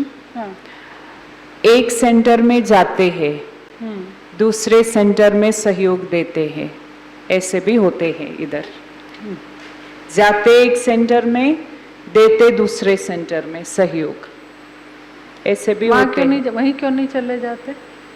नहीं, ऐसे होते हैं. क्लास कहीं करेंगे, क्लास एक सेंटर में करते, एक सेंटर की स्टूडेंट है लेकिन सहयोग ज्यादा, सहयोग तो देते हैं, लेकिन ये एक सेंटर का प्रश्न नहीं है. बहुत सेंटर्स में ऐसा होता है कि एक सेंटर में जाते हैं, वहाँ देते हैं, लेकिन ज्यादा तो दूसरे सेंटर में देते हैं, ऐसे भी होते हैं. അതായത് ചിലരൊക്കെ അങ്ങനെ പറ്റാറുണ്ട്. അതായത് അല്ല, ഇത് എല്ലാവർക്കും അറിയുന്ന കാര്യമാണല്ലോ അത്. അതായത് പോകുന്നത് ഒരു സെന്ററിൽ, അവിടുത്തെ സ്റ്റുഡൻ്റ് ആണ്, അവിടെ കൊടുക്കുകയും ചെയ്യുന്നുണ്ട്, പക്ഷേ അതിനേക്കാളും കൂടുതൽ വേറെ സെന്ററിൽ കൊടുക്കും. അപ്പോൾ അതിനൊരു ക്ലാരിഫിക്കേഷൻ പലരും ചോദിക്കാറുണ്ട്, സിസ്റ്റേഴ്സും ചോദിക്കാറുണ്ട്, സ്റ്റുഡൻസും ചോദിക്കാറുണ്ട്. അപ്പോൾ നമുക്ക് ദീദിയുടെ അടുത്ത് തന്നെ ഉത്തരം കേൾക്കാം. इसमें क्या है, वैसे तो पूरा सब कुछ बाबा का है, सारे सेंटर बाबा के हैं, पूरा ब्राह्मण परिवार है, सब कुछ बाबा का है ना, उसमें कोई दो राय नहीं है. लेकिन बाबा ने कुछ कायदे बनाए हैं और बाबा कहता है कायदे में है फायदा ना. तो बाबा के समय से ये कायदे चले आ रहे हैं.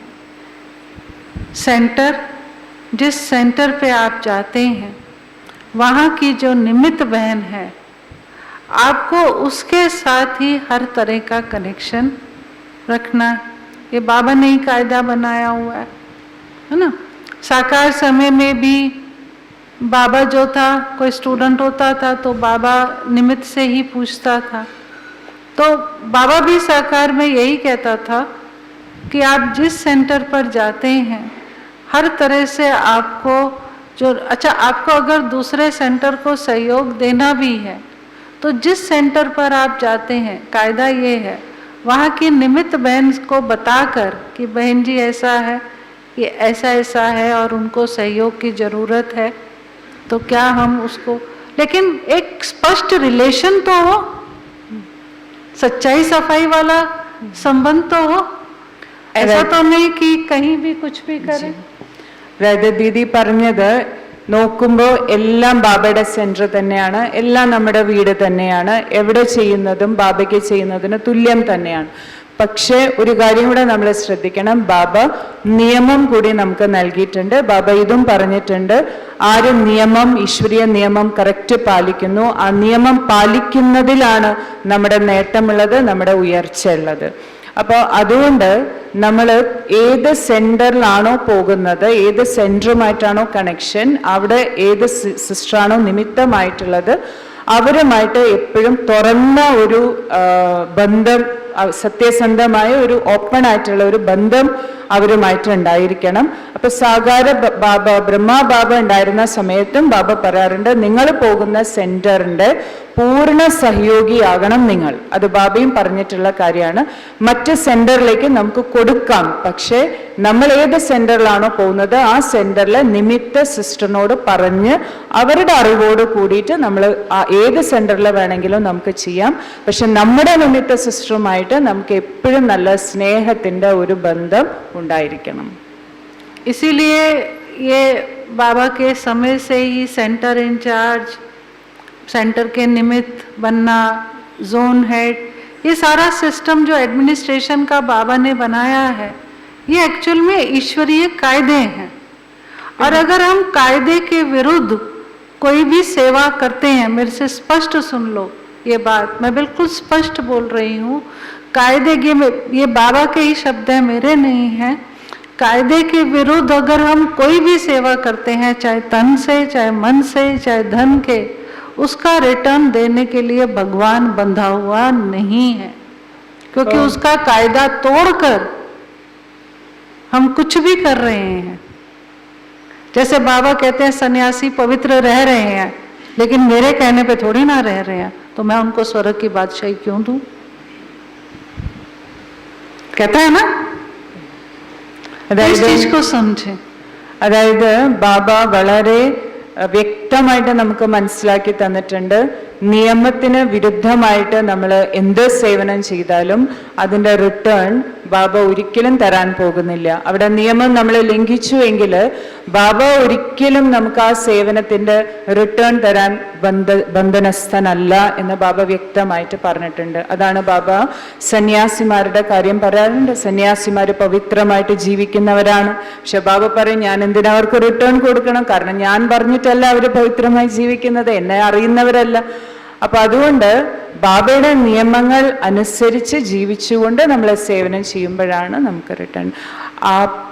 मैंने तो ये प्रश्न पूछ के आपको डाइवर्ट तो नहीं किया ना? नहीं, डाइवर्ट कुछ नहीं किया. तो इसमें एक और बात है जो मैं ऐड करना चाहूँगी.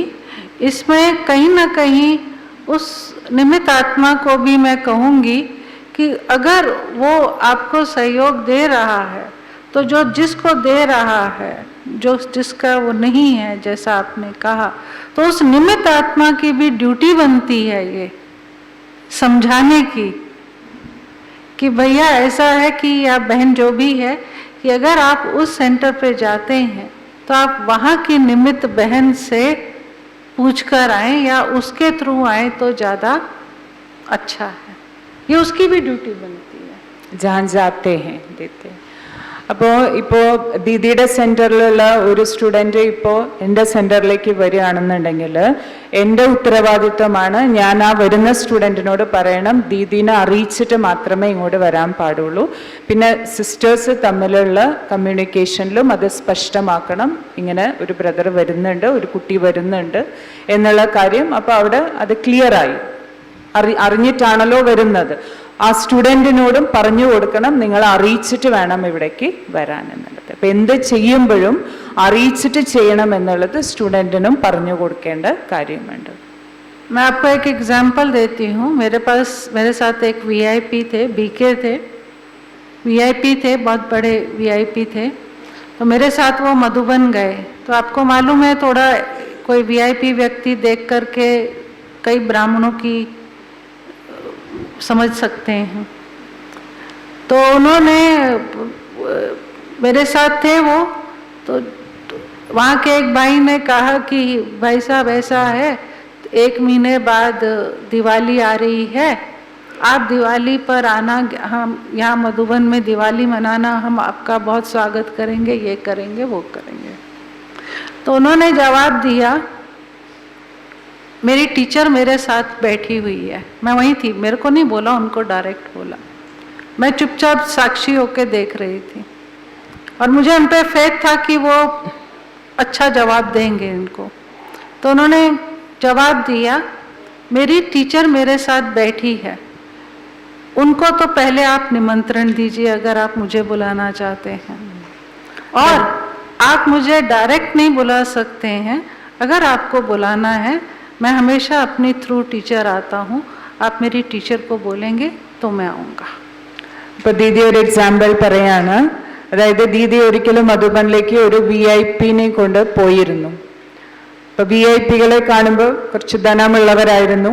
അപ്പോൾ ചിലർക്ക് ഒരു ആകർഷണം ഉണ്ടാകുമല്ലോ. അപ്പൊ മധുബനിൽ പോയി, അപ്പോൾ ദീദി ഇരിക്കുകയാണ്, തൊട്ടപ്പുറത്ത് ആ VIP ഇരിക്കുകയാണ്, തൊട്ടപ്പുറത്ത് വേറൊരു ബായി ഇരിക്കുകയാണ്. അപ്പൊ ആ ബായി ദീദി അറിയാതെ ഈ VIP-യുടെ അടുത്ത് പറയാണ്, ഇനി മധുബനിൽ ദീപാവലി വരാൻ പോവാണ്, ദീപാവലി ആഘോഷം വരാൻ പോവാണ്, അപ്പൊ താങ്കൾ വരുമോ എന്ന് ചോദിച്ചു.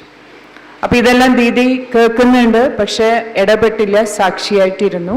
കാരണം ദീദിക്ക് അറിയാം ഈ VIP നല്ല ഉത്തരം തന്നെ കൊടുക്കുമെന്ന്. അപ്പൊ ഈ VIP ആ ബ്രദറിനോട് പറഞ്ഞത് ഇതാണ്, എൻ്റെ തൊട്ട് ഇപ്പുറത്ത് എൻ്റെ നിമിത്തമായ സഹോദരി ഇരിക്കുന്നുണ്ട്, എന്നിട്ടും നിങ്ങൾ അവരോട് ചോദിക്കാതെ എന്നോട് ചോദിക്കേണ്ട ഒരു കാര്യം വരുന്നില്ല. പിന്നെ ഞാൻ എന്ത് കാര്യം ചെയ്യുമ്പോഴും എവിടേക്ക് വരികയാണെങ്കിലും ഞാൻ എൻ്റെ നിമിത്ത സഹോദരിയോട് പറയാതെ ഒന്നും ചെയ്യില്ല.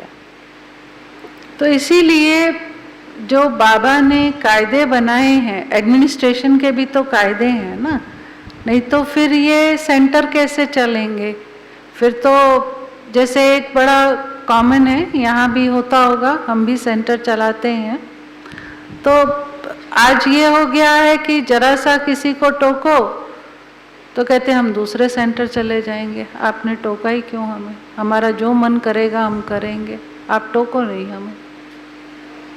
उनके कल्याण के लिए अगर कुछ समझाओ तो कोई भी नहीं मना, ये मैं ओवरऑल कह रही हूँ, यहाँ तक कि कोई साथी है, सहयोगी है सेवा में, या जो भी है आज। तो इसीलिए मेरे को दादी जानकी की वो बात कभी नहीं भूलती है। दादी जानकी ने कहा था एक बार हम टीचर बहनों को कि आज समय सावधान करने का नहीं, सावधान होने का आ गया। आज आप किसी को सावधान कर नहीं सकते, तो ये भी सत्य है कि आज आप किसी को सावधान नहीं कर सकते हैं। ഇപ്പൊ ഇന്നത്തെ കാലത്ത് അതൊരു ഫാഷൻ പോലെ ആയിരിക്കുകയാണ്. അതായത് സെന്ററിലെ സിസ്റ്റർ ഇപ്പൊ എന്തെങ്കിലും ഒരു നിർദ്ദേശം കൊടുക്കേണ്ടി വന്നു, ഒരു തെറ്റ് തിരുത്തി കൊടുക്കേണ്ടി വന്നു, അങ്ങനെ പറയുമ്പോഴേക്കും അവർ ആ സ്റ്റുഡൻറ് ഉടനെ പറയും, ഇപ്പൊ ഈ സെന്ററിൽ വന്നില്ലെങ്കിലും എന്താ, എനിക്ക് വേറെ സെന്റർ ഉണ്ട് പോവാൻ, ഞാൻ ആ സെന്ററിൽ പോയിക്കോളാം. പക്ഷേ അഡ്മിനിസ്ട്രേഷൻ എന്ന് പറഞ്ഞിട്ടുണ്ടെങ്കിൽ ബാബയുടെ ഈ യജ്ഞമാണല്ലോ ഏറ്റവും വലിയ അഡ്മിനിസ്ട്രേഷൻ. അവിടെ എന്താണെങ്കിലും അത് യജ്ഞം നന്നായിട്ട് നടക്കണമെങ്കിൽ അവിടെ നിയമം തീർച്ചയായിട്ടും, ഏതൊരു അഡ്മിനിസ്ട്രേഷനും നന്നായിട്ട് നടക്കണമെങ്കിൽ നിയമം തീർച്ചയായിട്ടും നമ്മൾ പാലിക്കുക തന്നെ വേണം. അപ്പോൾ സെന്ററിനും അതിൻ്റെതായിട്ടുള്ള നിയമങ്ങളുണ്ട്, അത് പാലിക്കുക തന്നെ വേണം. നമുക്ക് അത് നന്നാകാൻ വേണ്ടിയിട്ട് കൊടുത്തതാണ് ആ ശിക്ഷണം. പക്ഷെ നേരെ ഉൾട്ടയായിട്ട് എടുത്തിട്ട് ഇങ്ങനെയെല്ലാം പറയും. അതുകൊണ്ട് പറയാണ് ജാനകി ദാദി ലാസ്റ്റ് സമയം ആയപ്പോൾ നമ്മൾ സിസ്റ്റേഴ്സിനോട് പറയാറുണ്ട്, അതായത് ഇപ്പോ സമയം അങ്ങനെയാണ്, ആർക്കും ശിക്ഷണങ്ങൾ അങ്ങോട്ട് കൊടുക്കേണ്ട സമയമല്ല, സ്വയം തൻ്റെ മേൽ അറ്റൻഷൻ വെക്കേണ്ട സമയമാണ്. കാരണം ശിക്ഷണങ്ങൾ കൊടുത്താലും അത് യഥാർത്ഥ രീതിയിൽ മനസ്സിലാക്കാൻ ആർക്കും പറ്റുന്നില്ല. അപ്പോൾ അവനവൻ്റെ മേൽ അറ്റൻഷൻ വെച്ച് പോകാനുള്ള സമയമാണ് എന്ന് പറയാറുണ്ട്. लास्ट में मैं इतना ही कहना चाहूँगी, समय हो रहा है, कि इन सब का जो प्रभाव है, सपोज मैं बाबा की जो आज का वरदान था महसूसता की शक्ति, ये बाबा की एक रियलाइजेशन पावर महसूसता की शक्ति के ऊपर 84 या 85 की ये मुरली है, ये उसमें से वरदान लिया है। वो मुरली मेरे को बहुत पसंद है और मैं कईयों को बोलती हूँ उस मुरली को पढ़ो। तो इन सब का अफेक्ट, अगर हम ईश्वरीय मर्यादाओं को तोड़ते हैं, ज़्यादा चतुराई दिखाते हैं, है ना, क्योंकि आजकल स्मार्टनेस का ज़माना है, स्मार्टफोन आ गए हैं, स्मार्ट ये स्मार्ट वो, तो आजकल लोग इसको स्मार्टनेस समझते हैं कि हम बड़े स्मार्ट हैं। लेकिन ये बाबा कई बार कह चुका है, बाबा के घर में ये चतुराई नहीं चलती है। उसका अफेक्ट, सबसे ज़्यादा बड़ा अफेक्ट आपको देखेगा, आपकी अवस्था नहीं बनेगी, आपका योग नहीं लगेगा। क्यों? क्योंकि ईश्वरीय मर्यादाओं के विरुद्ध अगर हम कर रहे हैं तो वो बाबा की ये भी मुरली चढ़ी हुई है कि ब्राह्मणों की छोटी छोटी अवज्ञाएं, वो छोटे छोटे पाप इकट्ठे होकर क्या बन जाते हैं, बड़े हैं। छोटी छोटी बातें ये, लेकिन कई बार हम सोचते हैं क्या है, यहाँ करा वहाँ, लेकिन नहीं, ये मर्यादा है, नियम है ना। तो इससे फिर अवस्था नहीं बनती है। जो वो मैंने कहा ना, सेवा की बात हुई, जो सेवा का मेवा मिलना चाहिए वो मेवा नहीं मिलता। ഇപ്പൊ നമ്മള് ബാബ കഴിഞ്ഞ ദിവസവും പറഞ്ഞല്ലോ, അതിസമർത്ഥനായ ബാബയുടെ അടുത്ത് നമ്മൾ അതിസാമർത്ഥ്യം കാണിക്കാൻ പാടില്ല എന്ന് പറഞ്ഞാൽ, ബാബ നൽകിയിട്ടുള്ള നിയമങ്ങൾ മര്യാദകൾ പാലിച്ചു പോകുമ്പോൾ അതനുസരിച്ച് സേവനം ചെയ്താൽ മാത്രമേ നമുക്ക് അതിൻ്റെ റിട്ടേൺ, അതിൻ്റെ ഫലം ലഭിക്കുകയുള്ളൂ. അപ്പോൾ അത് തിരിച്ചറിയാനുള്ള, യഥാർത്ഥ തിരിച്ചറിയാനുള്ള ശക്തി നമുക്ക് ഉണ്ടായിരിക്കണം. അല്ലാന്നുണ്ടെങ്കിൽ നമ്മൾ നിയമത്തിന് വിരുദ്ധമായിട്ട് കാര്യങ്ങൾ ചെയ്യുക. ചെറിയ ചെറിയ അവജ്ഞകളാണെങ്കിൽ പോലും ബാബ പറഞ്ഞിട്ടുണ്ട്, അതെല്ലാം കൂടി കൂടി കൂടി നമ്മുടെ ഉള്ളിൽ വലിയ പാപമായിട്ട് മാറും. അപ്പൊ അങ്ങനെ നമ്മൾ ചെയ്യാണ്, അതിസാമർത്ഥ്യം കാണിക്കുകയാണ്. പറയാണ് ഇന്നത്തെ ലോകം എന്ന് പറഞ്ഞാൽ തന്നെ ഒക്കെ സ്മാർട്ട്നെസ് ആണല്ലോ. അപ്പൊ സ്മാർട്ട് ആവാൻ വേണ്ടിയിട്ട് നമ്മൾ ആ ഒരു അതിസാമർത്ഥ്യം കാണിച്ചു ഒരു കാര്യങ്ങൾ ചെയ്യുകയാണെങ്കിൽ അതിലൂടെ ഉണ്ടാകുന്നത് നമ്മളുടെ സ്ഥിതി മോശമായി പോകും. നമുക്ക് ആ യോഗത്തിന്റെ ആ ഉയർന്ന സ്ഥിതി ഒന്നും ഒരിക്കലും ഉണ്ടാകില്ല. നമ്മുടെ സ്ഥിതി എപ്പോഴും താഴ്ന്നു പോകുള്ളൂ. അപ്പൊ അതുകൊണ്ട് ഇതൊക്കെ ശരിയായ രീതിയിൽ തിരിച്ചറിയാൻ നമുക്ക് സാധിക്കണം. അതാണ് ഇന്നത്തെ മുരളിയിലെ വരദാനവും ബാബ തിരിച്ചറിയാനുള്ള ശക്തിയെ കുറിച്ചിട്ടാണ് പറഞ്ഞത്. അത് ബാബ 84 ആ കാലഘട്ടത്തിൽ ഉച്ചരിച്ച മുരളിയാണ്. അത്രയും ശപം ദീദി പറയണ ആ മുരളികളൊക്കെ എനിക്ക് അത്രയും പ്രിയപ്പെട്ടതാണ്. കാരണം അതിൽ വളരെ വ്യക്തമായിട്ട് ബാബ തിരിച്ചറിയാനുള്ള ശക്തിയെ കുറിച്ചിട്ട് പറയുന്നുണ്ട്. അപ്പൊ നമ്മളും അത് യഥാർത്ഥ രീതിയിൽ മനസ്സിലാക്കിയിട്ട് വേണം മുന്നോട്ട് പോകാൻ. ठीक है ना। और ये भी एक चीज याद रखना, बाबा ये भी कहता है, जो बिना मांगे सहज मिलता है वो दूध बराबर है, जो हम मांग के लेते हैं वो पानी बराबर है, और जो छीन लेते हैं वो खून बराबर है. ബാബ എപ്പോഴും ഇത് പറയാറുണ്ട്, ചോദിക്കാതെ നല്ല മനസ്സോടു കൂടി എന്ത് തരുന്നു അത് പാലിന് സമാനമാണ്. ചോദിച്ചിട്ടാണ് തരുന്നതെങ്കിൽ അത് വെള്ളത്തിന് സമാനമാണ്. അതിനത്ര വാല്യൂ ഉണ്ടാവുള്ളൂ. ചോദിച്ചിട്ടാണ് തരുന്നതെങ്കിൽ അതിനത്ര വാല്യൂ ഉണ്ടാവുള്ളൂ. ചോദിച്ചിട്ടും തരുന്നില്ല, പിടിച്ചു പറിച്ച് വാങ്ങിക്കേണ്ടി വന്ന അത് രക്തത്തിന് സമാനമാണ്. तो इसीलिए निश्चिंत रहो, ब्राह्मण जीवन की मौज में रहो, मस्त रहो, और कुछ नहीं चाहिए. कौन क्या कर रहा है, जो करेगा वो भरेगा. हमको कुछ नहीं लेना, वो बैठा है. അപ്പൊ നിശ്ചിന്തമായിട്ടിരിക്കുക, സന്തോഷത്തോടെ ആനന്ദത്തോടെ ബ്രാഹ്മണ ജീവിതം ജീവിക്കുക. മറ്റുള്ളവർ എന്ത് ചെയ്യുന്നു എന്ന് നോക്കണ്ട. കാരണം ആര് ചെയ്യുന്നോ അത് അവര് നേടും, അത് നമുക്കുള്ളതല്ല. നമ്മൾ നമ്മുടെ സ്ഥിതി എപ്പോഴും ഉയർന്നതാക്കി സന്തോഷത്തിൽ മുന്നോട്ട് പോവുക. ഓം ശാന്തി.